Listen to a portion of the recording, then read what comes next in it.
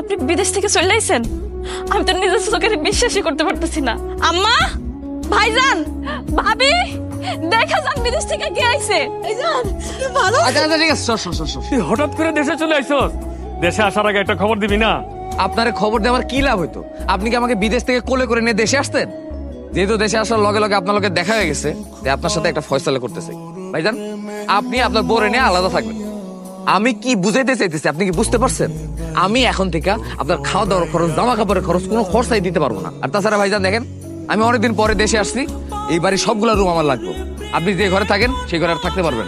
আপনি আপনার ঘরের জিনিসপত্র আর আপনার বউরে নিয়ে এই বাড়ি থেকে বাইরে হয়ে যাবেন। কি হয়েছে আপনার? আপনি তো এরকম আছিলেন না যে ভাইরা আপনি এত ভালোবাসেন।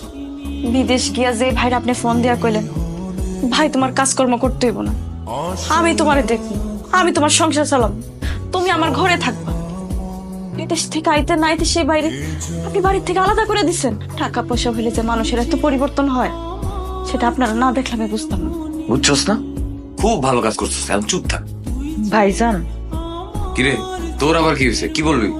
কিছুদিন পর তো আমার ইন্টার ফাইনাল পরীক্ষা, ফর্ম ফিল আপও শুরু হয়ে গেছে।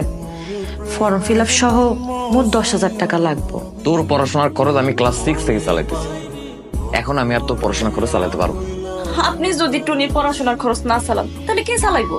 ওর পড়াশোনার খরচ কে চালাইবো সেটা তো আমার জানার দরকার নেই। আমি ওর পড়াশোনার খরচ চালাইতে পারবো না, সেটা আমি ওর জানাই দিলাম।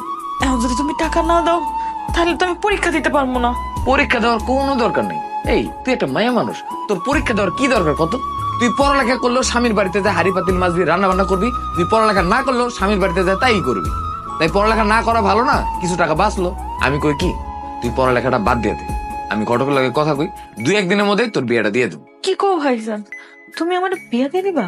তোর বিয়ে দেওয়া লাগবো না? তোর কি বয়স কম হয়েছে? হ্যাঁ, তুই জানোস না নারীরা পুরীতে হয়ে যায় বুড়ি। আরে বাবারে, এইসব পড়াশোনা করতে গেলে তুই পরে যায় দেখবি বিয়ে করার জন্য আর পাত্রই খুঁজে পাইতেছস না। তখন সারা জীবন এই বাড়িতে আই বুড়ি হয়ে পড়ে থাকা লাগে। থাকো আই বুড়া হইয়া আমার মায়া ঘরের মধ্যে পড়া থাকো, এটা নিয়ে তোর এত চিন্তা করার লাগবো না। বিদেশে যাইয়া যে তোর এত অধঃপতন হয়েছে আমি ভাবতেই পারতেছি না। এটা আপনি কি করলেন?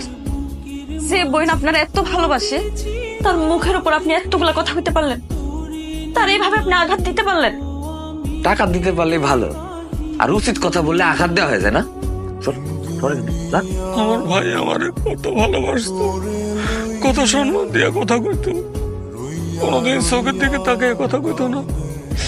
এই ভাই আজকে আমার এতগুলো কথা শোনে, আমার মনে আঘাত দিয়ে কথা কই, বাড়ি থেকে বাইরে করে দিল। এটা তো আমি কিছুতে মারে নিতে পারতেছি না। কষ্ট পায়েন না, মানুষ এমনই। মানুষের যখন টাকা হয়, মানুষ বদলাই যায়। আপনার ভাই বিদেশে যে টাকা কামাইছে, সে বদলাই গেছে। আমি বুঝছি আসলে আমার ছোট ভাইয়ের উপর এত ভরসা করা আমার একদম ঠিক হয় না। আমি যদি আজকে নিজে কিছু করতাম, কোনো কাম কাজ করতাম, তাহলে তো আমার ছোট ভাইয়ের কাছ থেকে আজকে আমার এতগুলা কথা শুনতে হইতো না।